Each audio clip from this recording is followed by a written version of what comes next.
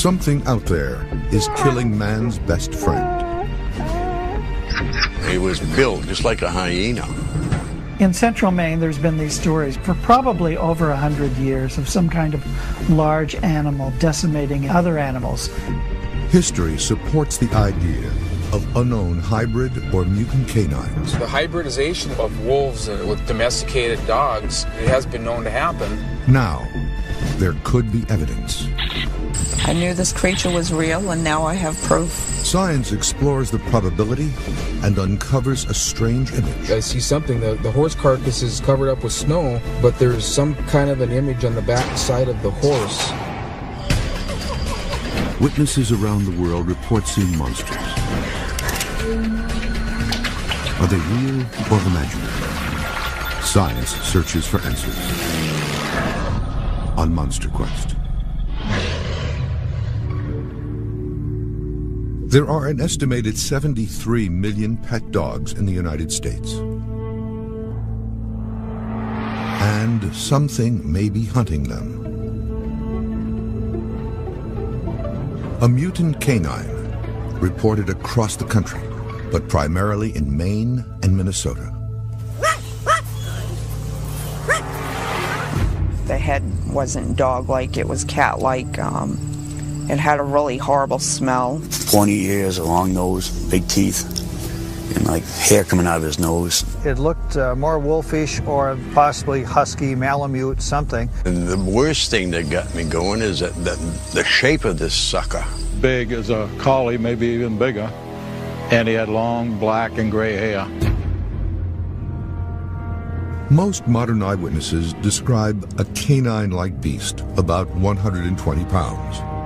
With a flat snout, broad hunched shoulders, short mangled ears, and a bushy tail. A description not unlike a beast reported centuries earlier.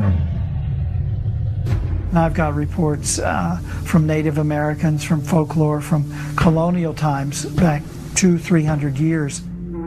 Lauren Coleman is one of the world's leading cryptozoologists with almost 50 years' experience in the field. Author of Mysterious America, Coleman is very familiar with the mutant beast stories. You have these reports of rather large wolf-like animals, almost like they're prehistoric direwolf kind of creatures. About the same weight as the modern gray wolf, the direwolf had a much larger broad head with massive teeth for crushing bone. Its legs were also shorter, supporting a thicker, more sturdy body. Experts say the dire died out 10,000 years ago, but modern eyewitnesses report a similar creature. August 12, 2006, Turner, Maine, located 50 miles from Portland, Maine. Michelle O'Donnell was with her dog, Bucko. One afternoon I was sitting at my dining room table and my dog was going off. I looked out and saw an animal run across my yard and stop at a banking up on the far side of my driveway. I ran out the door and I got probably 10-15 feet away from it, and we just locked eyes, and I went to take a step closer and it bolted off, and my husband saw it run off through the back part of the yard, and we'd never seen anything like that before in our lives. O'Donnell described the beast as wild-looking, but not a wolf. It had large jaws and huge eyes. It was also much larger than any dog she had seen before. Confused by what she observed, Michelle began to research animals on the internet, but could not find anything that matched what she saw. However, only a few days later, after receiving a tip from a neighbor, she discovered the creature's body only 2 blocks from her home. When I walked up to the animal and I looked down, I knew it was exactly what I saw the week before. There was no doubt in my mind.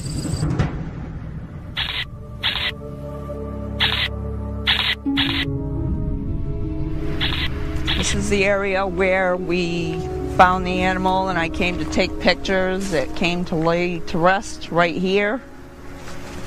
It was probably about this wide full length of the body, maybe about a yard and a half. These are the pictures. The heavy body and large jaws look like a dire wolf, but not the flat nose, bug-like eyes, and locked ears.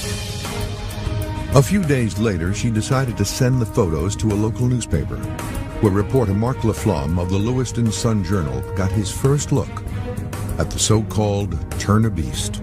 She sent me an email, asked me if I was interested in seeing photos of the animal. And I went out there, and she had several high-quality photos. I looked them over, and nothing I could identify. It was a strange-looking creature, to be sure.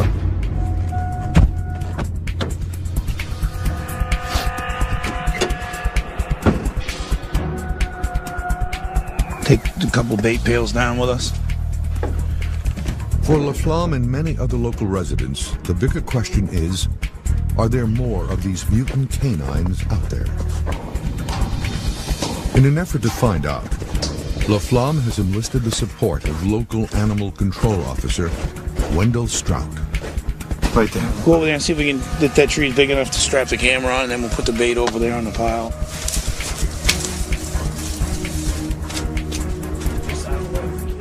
Together, they will deploy a number of motion-activated game cameras. Make sure this is all powered up right. I'm going to put it in test mode. We'll go to, what did we put on the other ones, Mark? 3?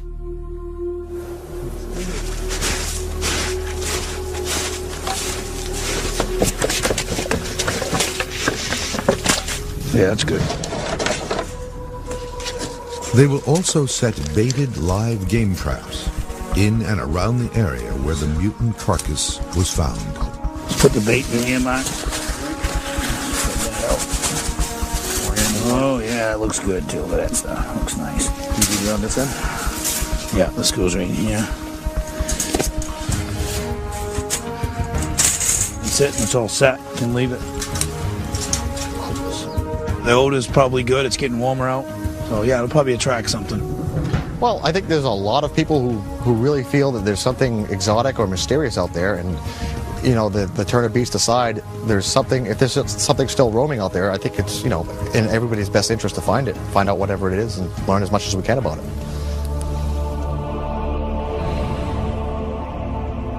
Michelle O'Donnell's photos are not the only evidence of a mutant canine. The Shunkawaranki is a creature that we know from Montana. This photo is the only proof of the Shunkawarakeen. This Iowa Amerindian name means to carry off dogs. In the 1880s, a Montana ranger claimed he killed the strange animal, had it stuffed and displayed. This picture appeared in a book in 1977, the only evidence of the claim, since the stuffed specimen had disappeared. It was very much like the main mystery creature, having large haunches, wolf-like scruffy fur, and it doesn't quite look like a wolf. Neither did the creature sighted in Rolog, Minnesota, located about 220 miles from Minneapolis. An eyewitness says a mutant canine is terrorizing his farm and killed his pet dog. A little over 6 years ago, the neighbor went into a nursing home, and I told him I'd take care of his Jack Russell Terrier. My neighbor Palmer had named him Fifi, and I didn't think that was quite manly enough, so I just called him Fief.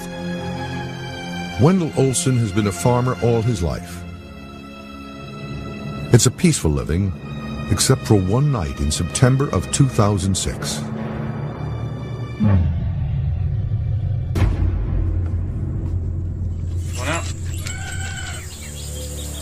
And I put him out one night, and he just disappeared. I grabbed the flashlight and went around looking everywhere for it. And I suppose it was about 10 minutes after it disappeared, just to the south of the house here, I heard some kind of a yelpish scream and then some gasping.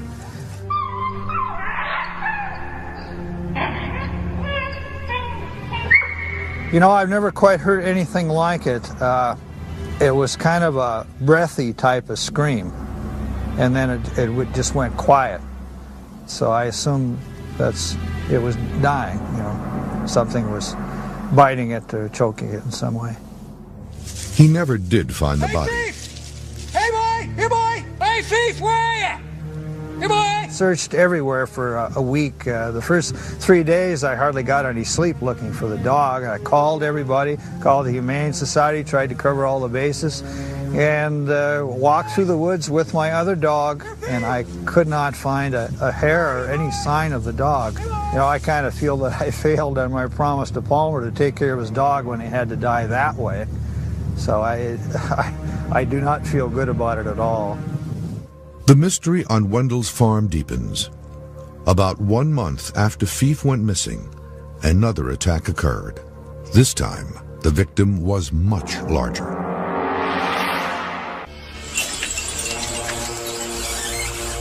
Wendell Olson's dog Fief is gone, fallen victim to an unknown predator. And I put him out one night, and he just disappeared. 1 month later, Olson's farm is hit again. This time, the victim is a 700-pound colt, one of the animals Fief had been protecting. I have stallions up in the yard, and I had just moved the mares to a closer pasture. But there was an awful lot of whinnying all night long. But I thought, well, it's just because the mares are closer. But I went out in the morning, and the horses were all standing on the opposite end of the pasture, and the little one was missing. And I looked over there at the other opposite edge towards the woods, and there it was laying there. And I figured, well, is it sick? You know, and then the closer I got, I could see it wasn't in a natural position. Then when I got up to it, the entire throat and the ear was missing. A local Department of Natural Resources agent came out to investigate the incident and believes the culprit is most likely dogs or coyotes. But Wendell does not agree. 4 weeks later, he saw the beast. I was out cutting alfalfa, and I was looking at 9 deer grazing on the edge of the field. And all of a sudden they scattered, and I got a glimpse of something that went over the hill by the deer, and I just got like 2 jumps of it. But it looked bigger than a coyote. It looked more wolfish or possibly husky, malamute, something. The gray wolf or timber wolf is well established in Minnesota. In 2007, it was even taken off the state's endangered species list. Wildlife officials estimate there are over 3,000 timber wolves in Minnesota. The largest weigh in at over 150 pounds, and as a pack are capable of taking down a 1-ton buffalo. While timber wolves are common in the northern forests of Minnesota, they are rarely seen in the more open western plains near Rolog. At nearly 3 times the size of an average coyote or dog, a timber wolf could be responsible for the attack. Wendell has called in the support of wildlife and optics expert Craig Enervold. There is something Enervold has to say. Sure. Woods and water, and there's actually no field down there, nothing's pastured, so it's pretty wild. They've been back here, there's not much left of it. So they've been here quite a bit. A deer, freshly killed. They scan the area for evidence. You clearly see it was coyote tracks. Coyote tracks could indicate the deer was killed by coyotes, or just that coyotes had feasted on the dead body. Either way, the carcass is bait for whatever else may be out there. I think with all the activity you've got actually behind here, I think that on that tree there facing right over the top of the kill would be probably an ideal spot to put that camera. Okay, all right, well, I've got the batteries replacing this one here, and everything seems to be working okay. The settings are right for what we're going to have for our setup here. We've got a great location in here to set this one up on. We got the kill site's about 10 feet from the tree, which will be a perfect location. An active feeding site should bring predators in from miles around, within range of the cameras. But even with a good photo, an animal's identity can be hard to determine. This is the case with the Turn-a-Beast photos taken by Michelle O'Donnell in Maine. One detail that's intriguing is the tasseled ears. In 1906, the Lewiston, Maine Daily Sun reported that something had been seen lurking in the fields, menacing local pickers. It was described as brown, with tasseled ears. They called it the Injun Devil. Coincidence? Lots of canines have tasseled ears. But if there is a unique creature in Maine, these remains will prove it. These are the actual bones of the creature after it decomposed in O'Donnell's garage. What we have here are the fleshy remains of the carcass. It's got fur, flesh. We're going to be sending this as well to NYU for further DNA testing. If DNA testing proves it's a unique species, it's a huge find. But it also means there would have to be more than one. While Michelle's samples of the creature are headed to NYU, 2 other Mainers recall a terrifying run-in in 1991. It's not what they saw, but what they heard. Fell asleep, I think it was around 11. I heard something, and I woke up. And I thought, well, it's just the curtain scraping the window. So I kind of just blew it off. And then I heard something again. And it's really, really scared me. It was like something evil was outside the window. I shook Leo and he woke up. The noise that we heard certainly wasn't something that we've heard before, such as a deer or a moose. What I heard was the breathing. And that's what scared me more than anything. It was breathing of a creature that had run a long distance. It was snorting from being out of breath. But I tell you what, never heard anything like that ever, and I don't ever want to hear it again. While the Davids never saw the creature, they believe the sounds were not of any native animal. Stories of this nature, in my experience, have always been got huge reaction. And this case was bigger than just about anything I'd written. I know people, they fear the unknown, but they're also fascinated by it. I mean, they want to hear about it. They want to level their own guesses. They want to talk about it with their neighbors. This is something that might be creeping around the Maine woods, and in Maine there are a lot of woods. So if there's something out there, they're obviously going to be interested. There may be a real animal responsible for what the Davids heard that night. A beast they have good reason to fear.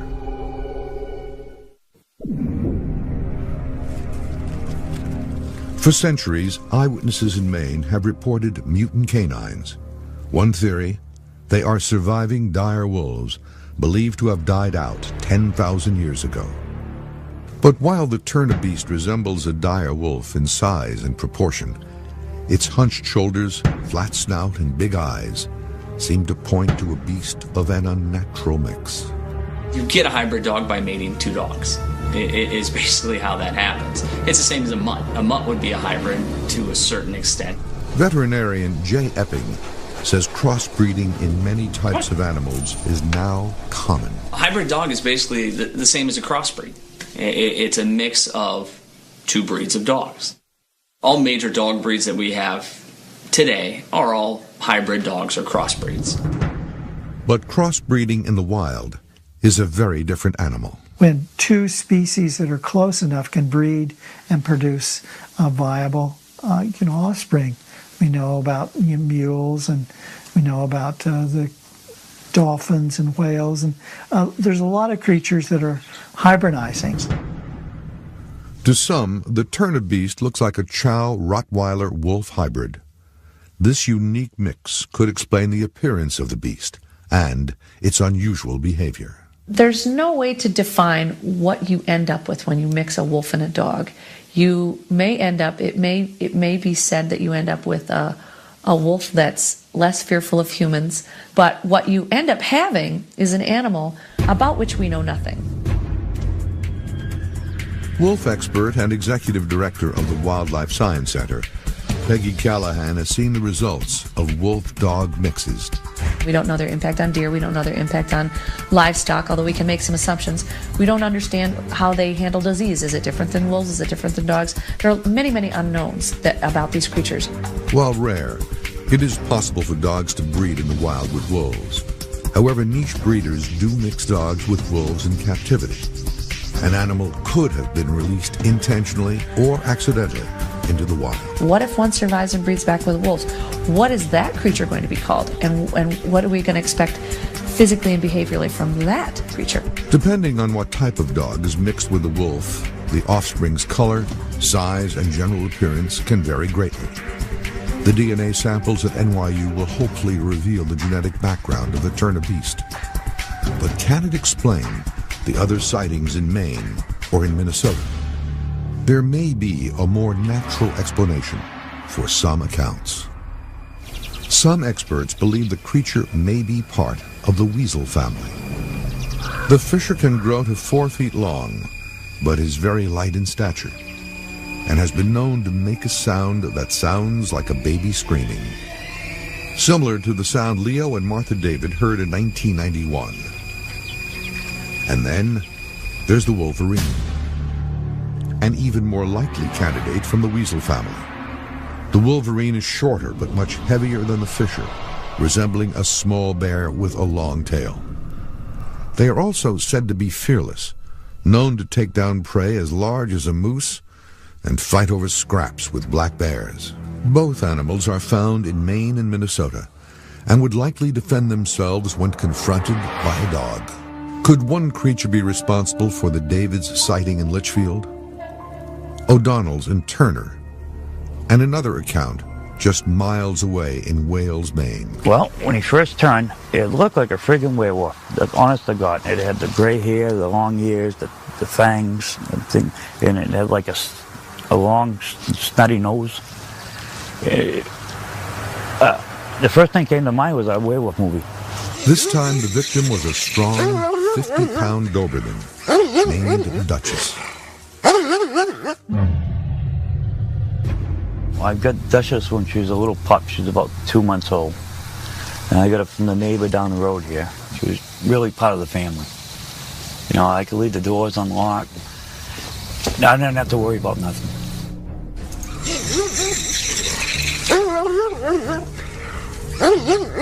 First time I started hearing things outside was late in the evening. And I heard the dog barking and like whining. And I get dressed, I came outside, put the lights on, everything, and everything looked normal. Looked up and down the driveway and didn't see nothing. So I went back in and we went back to bed. Early in the morning we heard another commotion. This is close to around 6 o'clock in the morning, I believe, 6 o'clock, 7 o'clock. I went outside and I saw the dog in the doghouse just looking at me. And I saw the dog again just laying there. And she was all covered with blood and all that. And I went to look at the doghouse and I see that she was in a fight or something. But she was all cut up. She was having a real hard time breathing. I tied her, we bring her in the house, and I called the vet. I explained what happened. And he said that he couldn't do anything for her. He said the best thing to do was put her out of the misery. Just a few nights later, and still grieving, Michaud saw the killer at his doorstep, likely returning to finish what it had started. It was well into 2 to 3 o'clock in the morning. I was coming home after being with friends. I drove my driveway and I noticed something on the steps up by our front door.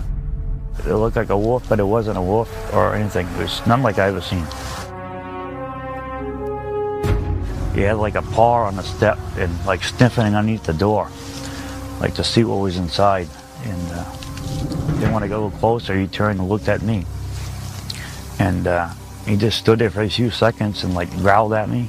Then he walked real slow around my car door. And then he went towards the brush pile. That's when I noticed they had a den there, because I never noticed it before. It looked just like a wolverine, but the head was different. That's why I was explaining to these other people what it was. They kept saying it was a fisher or something like that, a bobcat. I said, that ain't it. I've been hunting all my life in these woods, and I know what the difference is. That night, I pretty well flattened the den. I was so mad, I drove my car over it, I put my tractor over it, trying to get it out, and it was in there. And I had no luck doing it. Because I didn't want that around my kids. And to be so close to the house is unbearable.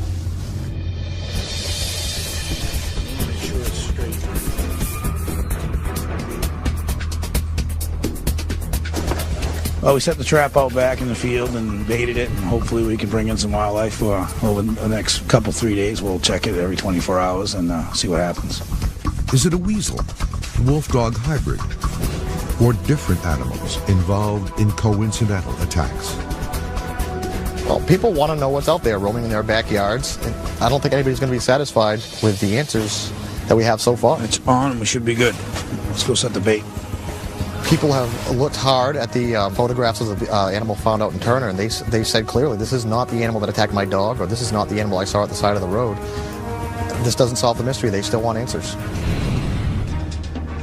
Another monster quest search is underway in Minnesota, where Craig Enervold is setting his traps. Camera traps are the trail cameras that we've got set up now. We just set up in areas of high game activity. And like we've got here with the trails that kind of run through, and the activity around the specific kill site is an easy indicator that we're going to get some activity on the cameras. Again, whether it be the trail or the site, that just the putting the food source on there is enough in itself to attract animals from a great distance. After I close the box, it'll just do a countdown and we'll be ready to take pictures. So we'll just tighten that there. Take pictures of us walking. Enervold also places another Stealth Cam digital game view camera near a dead horse that Wendell Olson recently lost to illness. Anytime they run across the scent of something dead in the woods, they typically investigate it, and if it's something fresh that they can make a meal out of it or stage it and feed off it for a while, they'll take full advantage of that. And that's why a location like this here with this type of a kill, it's absolute great opportunity and a great food source for animals for quite a while. And it does not take long before the camera trap begins snapping pictures of something.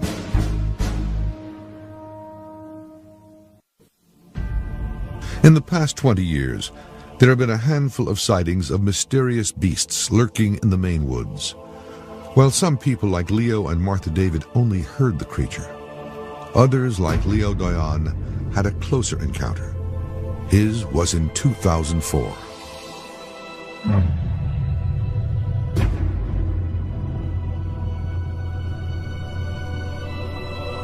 I come out here, I had a cup of coffee and a cigarette, and, just looking around, and this creature comes out. And the color was blackish with a lot of rust in it, yellowish light. And then the worst thing that got me going is that the shape of this sucker. It wasn't like a dog standing up straight, it was more of a tilt. And it looked right at me. And the eyes were reddish like, looked like they was piercing right through you. Then he took off. He just slowly walked off like nobody's business, If I didn't know any better, I'd say it's hyena. It was built just like a hyena.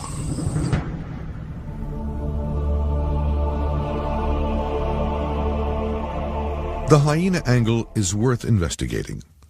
In August 2006, this photo was captured by Jacob Patton of Hovland, Minnesota, along the north shore of Lake Superior. To many, this animal looks like a cross between a hyena and wolf, but there is a problem with this particular hybrid theory. Well, hyenas, for instance, are not related to dogs. They're really a separate species. So the interbreeding with dogs, with domestic dogs, with wolves, with coyotes would not happen. This photo is actually a coyote infected with mange, a common ailment found in Maine and Minnesota in many different wild animals. When you experience an animal that's been infected with mange, the site can of an animal like that without hair on it can be something that like totally different than you've ever seen in an animal before. It's a type of mite that lives on the skin and feeds on proteins on the skin, and if left on loss. And the hair loss is really what compromises wild animals.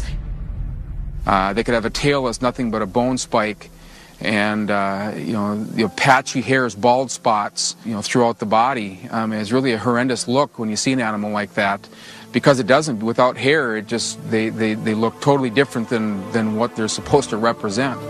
Not only does it affect the appearance of the animal, but their weakened state may drive them to seek an easy meal, like a house pet.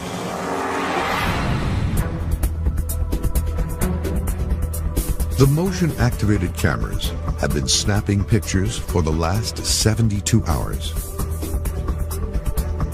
The areas that we picked were secluded areas, a lot of wildlife. The wildlife's comfortable there, not a lot of foot traffic, not a lot of people, and we felt we'd get the most activity there. 4 cameras and dozens of pictures later, the images baffle the experts. In this shot, something is missing. When you compare the photo before and the photo after, you clearly see bait in this image. And in the next, the bait is gone. Something had to take it. But what? A camera glitch or a stealthy animal prevented the camera from taking photos. For the team in Maine, it's clear something is there. But for now, it's a dead end. LaFlamme says the search isn't over. I would absolutely love to see a photograph or a series of photographs of something that hasn't been tampered with, that's clear enough for people to look at and make the judgment. Okay, this is something unusual. This is something we haven't seen before. We can't explain these photographs. Let's put a little more effort into this and try to see what's going on out there. Back in Minnesota, Craig Enervold is hoping to solve the mystery too. But first, he wants to make one last effort to lure the beast closer. Got our trail cameras put out, and we're going to set up for a call sequence now. Blasting rabid distress calls is like blood in the water for a shark, bringing in predators from miles away. We've got some area off to the north here that's got some real open country, some wooded area, which is very typical, good area for coyotes. They're normally coming on the first call sequence. And so we'll let the call rest, we'll shut it down for a bit, and then kind of watch and wait and see if something comes up over the top of the hill.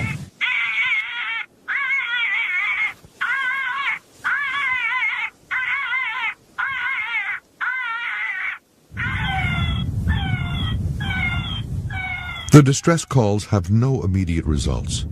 However, they may lure a predator closer and within range of the cameras. We've got the kill sites, we've got the cameras set up, and we've got time. We'll let them sit for a few days. We'll come back and check the activity and kind of get an idea of what we have in the area here. The cameras have been out for 7 days, and Enervold is anxious to see if the camera traps have produced any results. Okay, we've picked up all of our trail cameras that we've had set up for over a week, and we're going to walk back to the vehicle with them and download them into the computer and see what kind of activity we've had on them.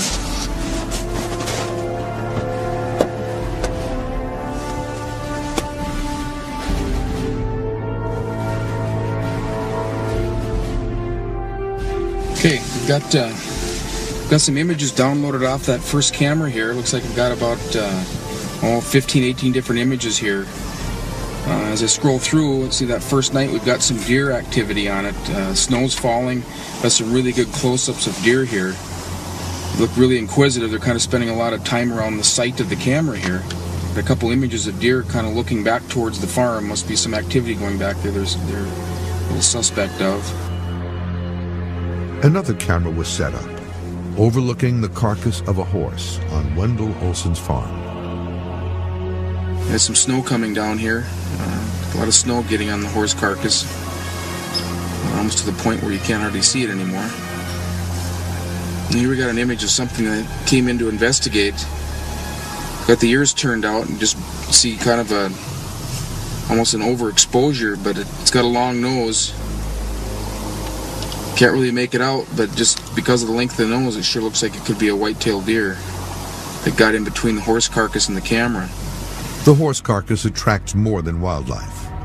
In a strange but very human act, one of Wendell's other horses comes to check out the remains, almost like a final tribute to his fallen friend. And as Craig continues to examine the photos, he makes an interesting discovery. Okay, there's a couple images here that I'm looking at that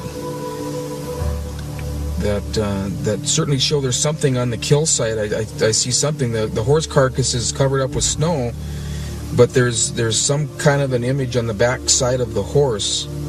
You can just see the top of its back. It's a dark image.